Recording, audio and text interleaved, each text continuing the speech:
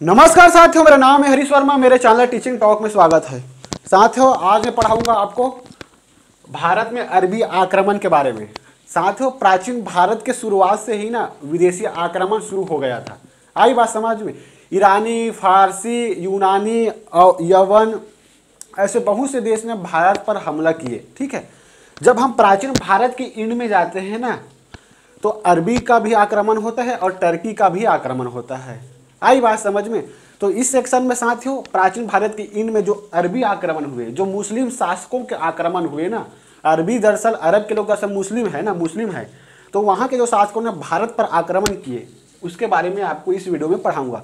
भारत में अरबी आक्रमण को पढ़ाऊंगा, उसके बाद टर्की आक्रमण को पढ़ाऊंगा, तुर्की का आक्रमण जो हुआ भारत पर उसको मैं अच्छे से आपको डील कराऊंगा। ठीक है साथियों, उसके बाद एक्चुअल में हमारा मध्यकालीन भारत शुरू होगा 2 वीडियो के बाद। आई बात समझ में? मैं सोच रहा था कि इसी में टर्की आक्रमण को पढ़ा दूं और वीडियो कंप्लीट करा दूं प्राचीन भारत का, लेकिन ये जल्दबाजी होगा, आपको समझ में नहीं आएगा। तो बहुत बेहतरीन तरीका से छोटे छोटे हिस्सों में वीडियो को बांट कर बहुत कॉन्सेप्ट वाइज में आपको पढ़ा रहा हूँ। आई बात समझ में? तो साथियों, भारत में अरबी आक्रमण, तो भारत में सबसे पहले अरबी आक्रमण सिंध के क्षेत्र में हुआ था। ये सिंध क्षेत्र दरअसल साथियों पहले जो भारत था ना, ये तो भारत ही है एक्चुअल में, ठीक है, और पाकिस्तान के क्षेत्र में सिंध है। ये दरअसल उस समय का सिंध क्षेत्र है ना, ये है सिंध क्षेत्र। वर्तमान में साथियों ये सिंध क्षेत्र पाकिस्तान में है। पाकिस्तान पहले भारत में शामिल था। ठीक है, उसके बाद साथियों अफगानिस्तान भी भारत का भी एक हिस्सा था। ठीक है, तो उस समय साथियों पाकिस्तान, अफगानिस्तान भारत का ही हिस्सा था। तो उस समय हम भारत के अंतर्गत सिंध था, तो भारत के आक्रमण में हम इन्हें सिंध को देखेंगे। आई बात समझ में? तो सबसे पहले हम देखेंगे साथियों अरब का मतलब होता है क्या है। आपको बहुत मतलब छोटे छोटे हिस्सों में आपको वीडियो बना के कुछ शब्दों को तोड़ के मैं आपको अच्छे से पढ़ा रहा हूँ, ताकि आपको किसी दूसरे टीचर के पास जाने की ज़रूरत ना पड़े। आई बात समझ में? साथियों अरब का मतलब क्या होता है आपको मालूम होना चाहिए कि अरब कहाँ से निकला हुआ शब्द है। साथियों एक पौराणिक कथा है कि उस समय क्या हुआ, आपको ज्ञात होगा कि 600 के आसपास, सन 600 ईस्वी के आसपास इस्लाम धर्म का उदय हुआ। ठीक है, इसलिए पहले ना एक सनातन धर्म की परंपरा था। पूरी दुनिया में पूरा सनातन धर्म अपने चरम स्तर पर था, मतलब पूरी दुनिया में सनातन धर्म का डंका बज रहा था। तो उस समय एक शासक एक क्या बोलना चाहिए, आचार्य थे, शुक्राचार्य। ठीक है, तो शुक्राचार्य का पौत्र का नाम क्या था साथियों? अर्व। ठीक है, तो ये अर्व दरअसल इसी क्षेत्र में राज कर रहे थे, अरब के क्षेत्र में राज कर रहे थे उस समय। ठीक है, इस्लाम धर्म के उदय के पहले। तो इसी अर्व से दरअसल अरब शब्द की उत्पत्ति हुई है। आई बात समझ में? आपने ये पहले बार सुना होगा कि अरब शब्द की उत्पत्ति अर्व शब्द से हुई है, जो एक शासक था, शुक्राचार्य का पौत्र था। आई बात समझ में? मैं आपको बहुत तोड़ के आपको बता रहा हूँ शब्दों को, जो माया जाल है, जो डिफिकल्ट है, उसको मैं आपको तोड़ के अच्छे से बता रहा हूँ। ठीक है, तो दरअसल साथियों अरब शब्द की उत्पत्ति शुक्राचार्य के पौत्र अर्व से होता है। अर्व दरअसल उसी क्षेत्र में राज कर रहे थे, इसी कारण उस क्षेत्र को अरब कहा गया। साथियों वर्तमान में अरब देश में टोटल 22 देश पड़ता है। ठीक है, 22 देश दरअसल 2 महाद्वीप में हैं, अफ्रीका व एशिया। ठीक है, अफ्रीका और एशिया देश में ये अरब देश पड़ता है। अब हम आते हैं असली मुद्दे पे, भारत में अरबी आक्रमण। ठीक है साथियों, जितने भी भारत में आक्रमण हुए ना, वो मुस्लिम आक्रांता नहीं थे। तो पहला मुस्लिम आक्रांता अरबी के अंतर्गत हम देखेंगे। ठीक है, भारत में साथियों जो अरबी आक्रमण हुए हैं ना, उसकी जानकारी, उनका सोर्स हमें बिलादुरी के द्वारा रचित फुतूह अल बदानी से मिलती है। ठीक है साथियों, एक रचनाकार थे बिलादुरी, जिनकी रचना थी फुतूह अल बदानी। तो इसी से हमें दरअसल सिंध पर जो आक्रमण हुए अरबी के द्वारा, मुस्लिम शासकों के द्वारा, तो इसी की जानकारी हमें बिलादुरी के द्वारा रचित फुतूह अल बदानी से मिलती है। ठीक है साथियों, भारत पर आक्रमण करने वाला प्रथम मुस्लिम आक्रमणकारी अरब ही थे, जैसे मैंने आपको पहले ही बताया था। साथियों आपको जानना चाहिए कि सन 632 में इस्लाम धर्म के संस्थापक हजरत मोहम्मद की मृत्यु हो जाती है। ठीक है, इसके मृत्यु के सिर्फ 6 ही साल बाद, 6 वर्ष के बाद जो शासक हुए ना, पैगंबर हजरत मोहम्मद के बाद जितने भी शासक हुए, उन्होंने मात्र 6 ही साल में, ठीक है, उत्तरी Africa, Spain, Syria, Iraq, Iran को जीत लिया था। आई बात समझ में। तो आप सोच सकते हो कि कितनी तेजी से इस्लाम धर्म फैला था पूरी दुनिया में। पैगंबर मोहम्मद की मृत्यु के 6 साल बाद Spain, Africa, Syria, Italy, Spain तक पूरा फतह हासिल कर लिया था इन मुस्लिम शासकों ने सब। ठीक है, अब नंबर किसका आता है साथियों, जब उधर से मतलब अरब क्षेत्र से युद्ध करते करते हुए वो भारत की ओर तेजी से अग्रसर हो रहा था। ठीक है, तो तेजी से अग्रसर हो रहा था तो सबसे पहले भारत के हिस्सा में क्या पड़ा, जब हम भारत का इतिहास पढ़े तो सबसे पहले साथियों भारत के पश्चिम में सिंध पड़ता था। सिंध तो मुस्लिम आक्रमण पश्चिम से तेजी से आते हुए, ठीक है, आते हुए सिंध की ओर अग्रसर होता है और भारत को, ठीक है, आक्रमण करता है। हम अब इसी चैप्टर को बहुत विस्तार से विस्तृत तरीके से हम पढ़ेंगे। ठीक है, अब भारत पर आक्रमण करने का इसके पीछे उद्देश्य क्या था, मैं इसको आपको बताऊंगा। ठीक है, जैसे कि साथियों पूरी दुनिया में जिस तेजी से इस्लाम धर्म फैल रहा था उसका एक ही उद्देश्य क्या था कि हमें अपने साम्राज्य को विस्तार करना है। ठीक है, जो धर्म सऊदी अरब से शुरू हुआ था, मक्का से शुरू हुआ था, वो धीरे धीरे अपने साम्राज्य विस्तार करते हुए बहुत बड़े एरिया में फैल चुका है और फैल चुका था उस समय।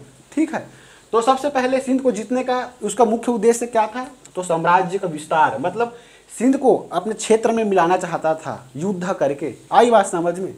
उसके बाद साथियों दूसरा सबसे महत्वपूर्ण उद्देश्य क्या था, धन की प्राप्ति। प्राचीन भारत में भारत को सोने की चिड़िया कहा जाता था। आई बात समझ में। आपने सुने होंगे पहले कई बार सुने होंगे कि भारत उस समय सोने की चिड़िया था। तो उस समय हमारा देश धन संपदा से परिपूर्ण था। तो उसका दूसरा मुख्य कारण क्या हो सकता है, धन की प्राप्ति, धन की लूट। आई बात समझ में साथियों। तीसरा जो उद्देश्य क्या था, इस्लाम का प्रचार। साथियों मुस्लिम आक्रमणों ने जिस क्षेत्र को जीता उस क्षेत्र के लोगों को मुस्लिम धर्म के अंतर्गत एक अनुयायी बनाया। ठीक है, मतलब मुस्लिम धर्म में कन्वर्ट कराया। ठीक है, तो इस्लाम धर्म का प्रचार करना, उसको अपने धर्म में शामिल करना, इसका तीसरा उद्देश्य था। ठीक है, पहले उद्देश्य क्या था, साम्राज्य का विस्तार। दूसरा उद्देश्य था साथियों धन की प्राप्ति और तीसरा उद्देश्य था साथियों इस्लाम का प्रचार प्रसार करना। ठीक है साथियों, अब हम देखेंगे सिंध पर आक्रमण किसके निर्देश में हुआ था, किसने भारत को सफल आक्रमण करने के लिए कोशिश किया। ठीक है, तो जब इस सिंध क्षेत्र में आक्रमण हुआ ना, तो इस आक्रमण के पीछे किसके निर्देश थे, किसके कहने पे आक्रमण हुए, इसको मैं आपको बताऊंगा। तो दमिश्क के क्षेत्र में एक राजा था हल हज्जाम। ठीक है, इसी के निर्देश में दरअसल सिंध क्षेत्र पर आक्रमण हुआ। साथियों हल हज्जाम के निर्देश में एक शासक था उर्बेदुल्ला। ठीक है, तो उर्बेदुल्ला ने 711 ईस्वी में सिंध क्षेत्र पर आक्रमण करने की कोशिश की। ठीक है, लेकिन वह असफल हो गया। आई बात समझ में। साथियों उसी डेट में सन 711 में बुदेल नामक एक शासक था, मुस्लिम आक्रमणकर्ता।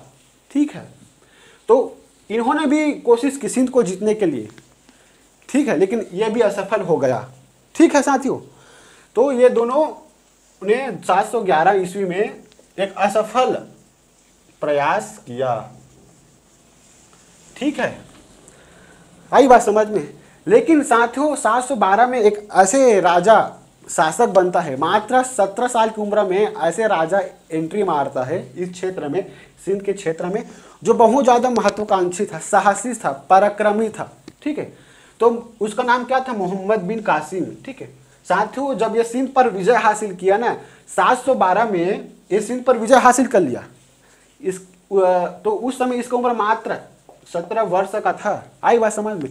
जिस उम्र में हम लोग 11वीं-12वीं पास करते हैं, उस क्षेत्र में इन्होंने सिंध पर विजय हासिल कर लिया था। सोच लो कितने बड़े महत्वाकांक्षा और साहसी शासक हुए होंगे। तो साथियों आपको कई सारे बुक में इसके डेट अलग अलग मिलेंगे कि सिंध पर विजय कौन से सन में हुआ, तो आएगा 711 या फिर 712। ठीक है, तो आक्रमण तो 711 में पहले हुआ था, लेकिन वो असफल आक्रमण था। ठीक है, लेकिन सफल आक्रमण 712 में मोहम्मद बिन कासिम के द्वारा हुआ। आई बात समझ में। साथियों उस समय ना सिंध का राजा, जिस समय सिंध पर आक्रमण हुआ और सिंध को जीता गया मोहम्मद बिन कासिम के द्वारा, उस समय राजा कौन था? तो राजा का नाम है दाहिर, ठीक है, राजा दाहिर, ये हिंदू शासक था। आई बात समझ में? अगर मुस्लिम शासक होता तो क्यों विजय करता भाई, क्यों आक्रमण करता? वो तो मिल ही चुका था, ठीक है, धार्मिक रूप से मोहम्मद बिन कासिम से मिल, ठीक है। तो एक हिंदू शासक था राजा दाहिर, ठीक है।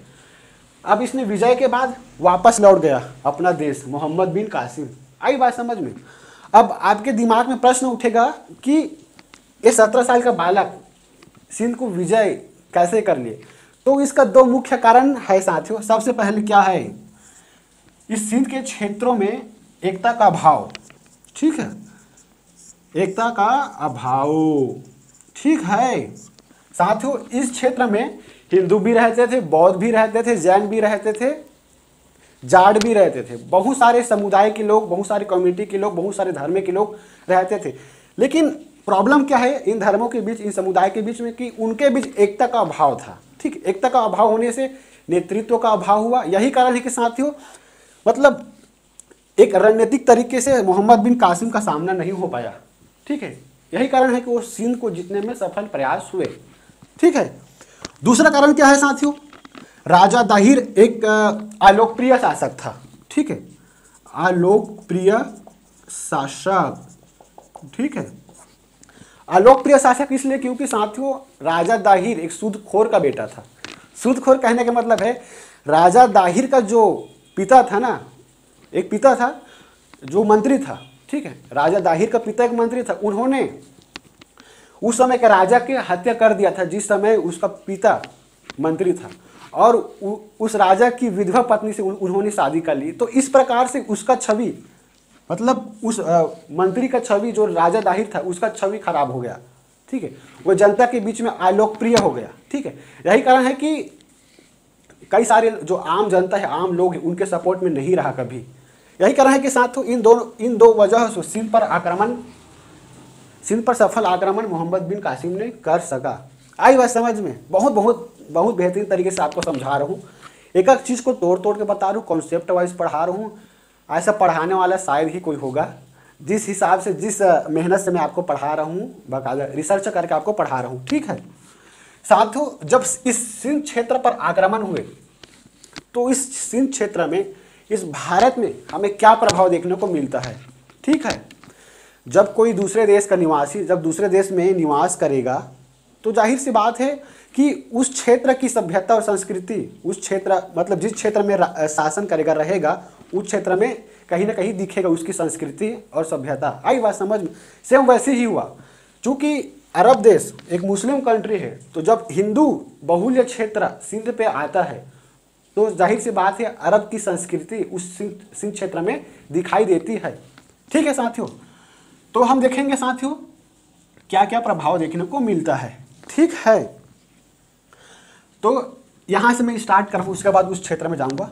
तो खजूर की खेती और ऊँट का पालना शुरू हो गया, ठीक है साथियों। देखो अरब जो क्षेत्र है ना, दरअसल एक मरुस्थल क्षेत्र है, ठीक है।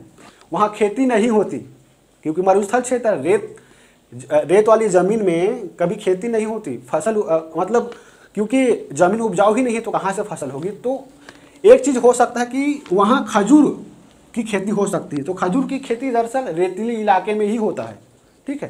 तो अरब के लोगों को खजूर की खेती काफ़ी पसंद आया अपने क्षेत्र में, तो उस खजूर की खेती को जब सिंध क्षेत्र में आया तो उस खजूर की खेती करना शुरू कर दिया, ठीक है। आई बात समझ में?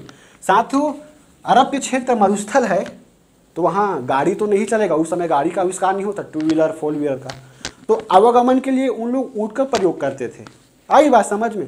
तो उस ऊँट को सिंध क्षेत्र में ला दिया, ठीक है, अपने आवागमन के साधन माध्यम के रूप में, ठीक है। तो खजूर की खेती यहाँ से शुरू होती है अरब के आक्रमण के बाद, और ऊँट का पालना भी साथियों यहीं से शुरू होता है। आई बात समझ में?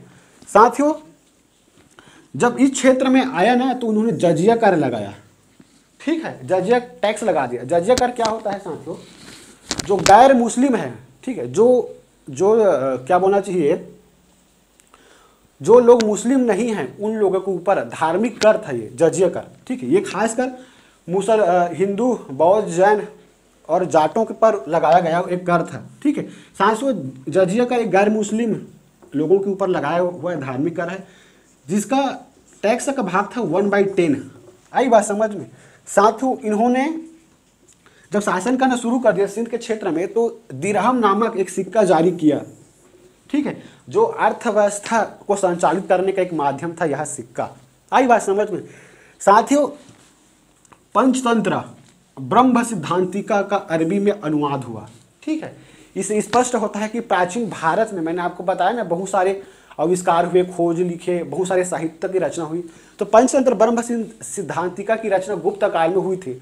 गुप्त काल दरअसल भारतीय इतिहास का स्वर्ण युग था। आप सोच सकते हो, जिस लोगों ने भारत पर आक्रमण किया वही लोगों ने भारत के साहित्यों पर, ठीक है, भारत के साहित्यों को अपनी भाषा में अनुवाद कराया। इससे आप समझ सकते हो कि हमारे साहित्यकारों ने कितनी बेहतरीन ढंग से रचना करी होगी कोई चीज़ को लेकर। ठीक है, ये उपयोगी रहा होगा अरब के लोगों के लिए, इसी कारण अपनी भाषा में इन्होंने अनुवाद करवाया। ठीक है साथियों, अब हम आते हैं।